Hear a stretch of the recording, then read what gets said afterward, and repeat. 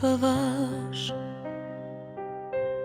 с коси сребристо бели, протяга немощни ръце, напукани и загрубели.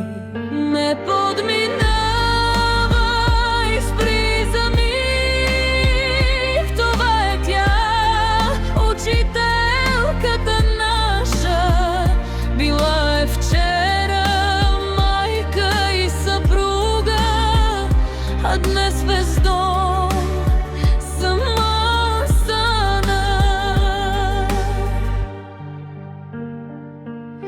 Една старица моли за пощада, тя взира се в хорските очи. Мъката и толкова безкрайна започва все повече да личи. А хората минават равнодушно, подритват я и тъпчат с крака, но само някой сеща се да пусне в ръката и по някоя пара.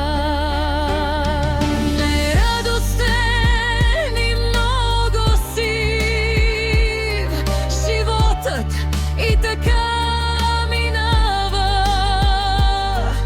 приседнала на мокрия паваш, и днес е там жената побеляла.